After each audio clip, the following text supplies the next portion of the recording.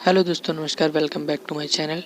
दोस्तों, आज हम लोग भूगोल यानी geography BA first semester, second semester, first year, second year के लिए बहुत ही महत्वपूर्ण क्वेश्चन के बारे में डिस्कस करेंगे। तो चलिए दोस्तों, हम लोग अपने सीरीज के पहले क्वेश्चन में आते हैं। खंड आ के अति लघु उत्तरीय प्रश्न में जो हम लोग का पहला क्वेश्चन है, बहुत ही इंपॉर्टेंट क्वेश्चन है।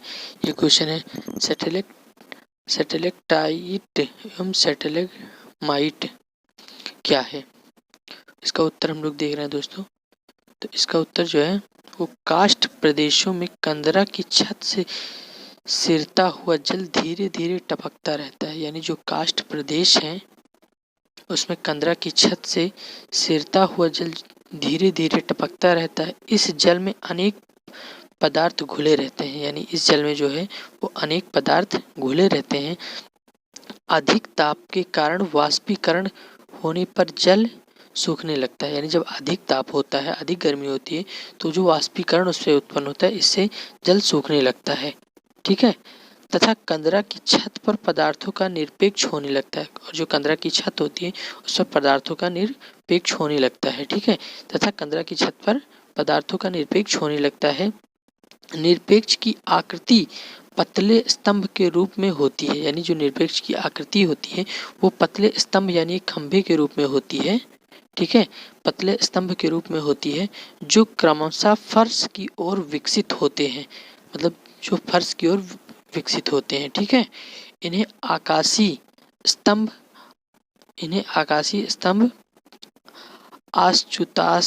आश्चुताश्म या सैटेलाइट कहते हैं, या इन्हीं सैटेलाइट कहते हैं। ठीक है। दूसरा जो इसका निष्कर्ष है वो है कंदरा की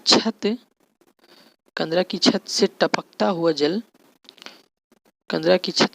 हुआ जल फर्श पर क्रमशः एकत्रित होता रहता है। यानी जो कंदरा की छत से जल टपकता है वो जल फर्श पर क्रमशः एकत्रित होता रहता है। इससे फर्श पर भी स्तंभ जैसी आकृति बनने लगती है। मतलब जो जल फर्श पर टपकता है वो क्रमशः एकत्रित मतलब इकट्ठा होता रहता है। इससे जो फर्श होता है उस पर भी एक स्तंभ की आकृति बनने लगती है। यह धीरे धीरे छत की ओर विकसित होती है। यानी मतलब फिर ये धीरे धीरे छत की ओर विकसित होने लगती है, विकसित होती है। इन्हें पातालीय स्तंभ,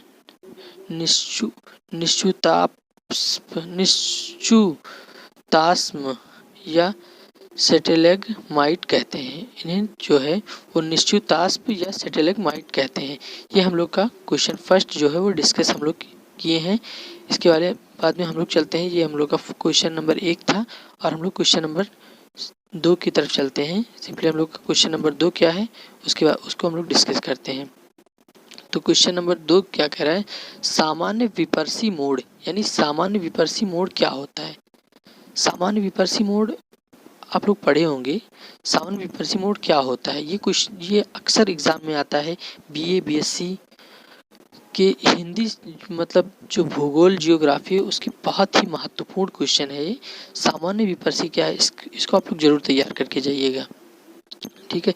तो सामान्य विपर्सी क्या है, जब नदी के अपने प्रथम आपदक चक्र के समय विसर्प का निर्माण करती है। यानी जब नदी अपने प्रथम आपदन चक्र के समय विसर्प का निर्माण करती है तो उसे सामान्य विसर्प कहा जाता है। यानी सामान्य विसर्प किसे कहा जाता है, जो नदी होती है वो आपदन चक्र के समय जब विसर्प का निर्माण करती है तो उसे सामान्य विसर्प कहा जाता है। इसका निर्माण मुख्य रूप से नदी के क्षैतिज आपदन द्वारा होता है। यानी जो इसका निर्माण होता है वो नदी के क्षैतिज आपदन द्वारा होता है। सामान्य विसर्प के निर्माण के लिए कुछ सामान्य दशाएं होती हैं। जो सामान्य विसर्प का निर्माण होता है उसके लिए कुछ सामान्य दशाएं होती हैं, जैसे कि जिनके सुलभ होने पर ही विसर्प का निर्माण हो सकता है। ये दशाएं निम्न है। निष्कर्ष जो हम लोग का है वो पहला निष्कर्ष है, विसर्प के निर्माण के लिए पौड़ नदी में इतना बोझ होना चाहिए कि नदी निरपेक्ष के साथ ही कुछ क्षैतिज आपदा भी कर सके। यानी जो विसर्प के निर्माण के लिए जो पौड़ नदी में इतना बोझ होना चाहिए कि नदी निरपेक्ष के साथ ही कुछ क्षैतिज आपदा भी कर सके। ठीक है। और इसका जो दूसरा निष्कर्ष है वो है नदियाँ जो बाढ़ के मैदान में प्रवाहित हो रही हैं उनके प्रवाह में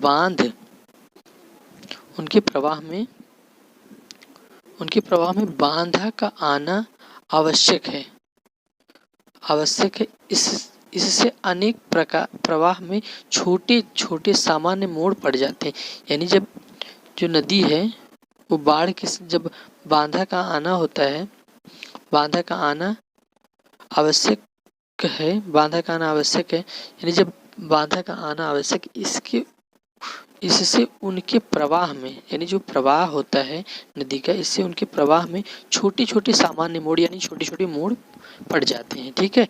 और इसका तीसरा जो निष्कर्ष बता रहा है वो निष्कर्ष साफ साफ बता रहा है कि सामान्य मोड़ के आंतरिक, यानी जो सामान्य मोड़ है उसके आंतरिक भाग उत्तल किनारे, सामान्य मोड़ आंतरिक भाग उत्तल किनारे पर निरपेक्ष तथा बाह्य भाग अवतल किनारे के कटाव के कारण घुमाव बढ़ता जाता है। यानी जिसका घुमाव बढ़ता जाता है तथा सामान्य विसर्पों का निर्माण हो जाता है।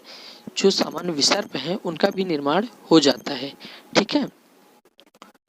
सामान्य विसर्पों का निर्माण हो जाता है। अस्पष्ट विसर्प, जो अस्पष्ट विसर्प के निर्माण तथा विकास के लिए निरपेक्ष तथा कटाव दोनों कार्य महत्वपूर्ण है।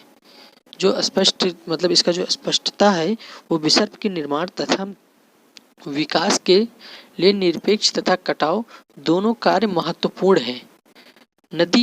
नदी विसर्प की चौड़ाई नदी की चौड़ाई की अपेक्षा 15 से 18 गुनी अधिक होती है। यानी जो नदी की विसर्प होती है, नदी विसर्प की जो चौड़ाई नदी की चौड़ाई की अपेक्षा 15 से 18 गुनी अधिक होती है।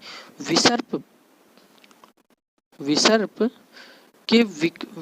के विकास के साथ साथ उसका नदी के निचले भाग की ओर स्थानांतरण होता जाता है। यानी जो विसर्प के साथ साथ जो विकास के साथ साथ उसका नदी का जो निचला भाग होता है उस भाग की ओर स्थानांतरण होता, मतलब उसमें वो स्थानांतरण होता जाता है। क्वेश्चन हमारा ये करें तो उम्मीद करते हैं कि ये वीडियो आप लोग को पसंद आई होगी, अच्छी लगी होगी। अब नेक्स्ट वीडियो में हम लोग भू प्रॉपर्टी कृष्ट के बारे में पढ़ेंगे। उम्मीद करते हैं अगर वीडियो अच्छी लगी होगी। अगर वीडियो अच्छी लगी हो तो वीडियो को लाइक करें और इसी तरह नॉलेजफुल वीडियो को रोज़ पाने के लिए हमारे चैनल को सब्सक्राइब करें। तब तक के लिए जय हिंद, जय भारत। मिलते हैं इसी तरह अगले वीडियो में।